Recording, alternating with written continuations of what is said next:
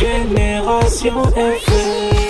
Generation FM. Ziguinchor et Oussouye, qui est le fruit de l'ingéniosité des exécutifs des 3 collectivités territoriales qui se sont érigés en structure pour pallier à la suppression du conseil régional et essayer de capter les coopérations. Cela précisé, nous sommes aujourd'hui réunis sur ma convocation à ma qualité de président de l'entente interdépartementale pour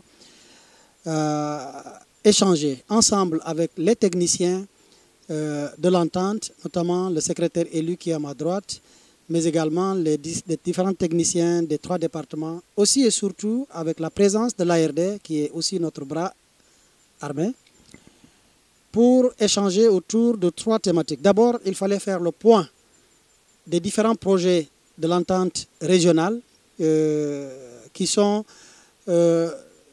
touchent à l'eau et à l'assainissement, les projets qui touchent à l'apiculture et en prélude également à une mission que nous envisageons faire en France avec notre principal coopérant qui est la région du Grand Est. Une mission qui s'envisage au mois de septembre prochain.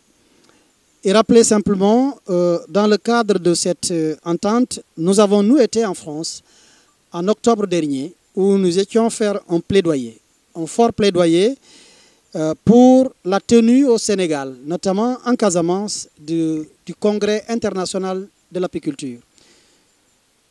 Un secteur porteur, un secteur phare.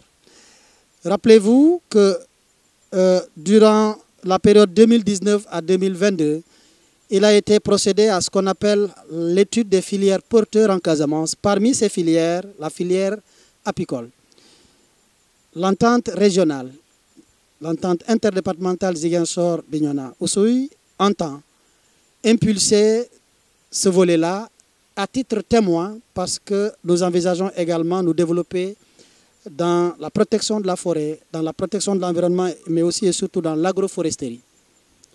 Tel est aujourd'hui l'objet de notre réunion, mais également de discuter en interne du fonctionnement pour que cela soit plus huilé, mais anticiper aujourd'hui sur le nouveau décret que le président de la République vient de sortir, qui reconnaît aujourd'hui l'entente comme une entité territoriale et qui ne fait que nous aider à mieux nous structurer, parce que jusque-là, nous sommes heureux d'avoir été, nous, la Casamance, le précurseur de ce modèle, avec une demande forte qui a été sur la table du chef de l'État pour reconnaître notre entité. Eh bien, il en a fait un décret général, donc généralisé.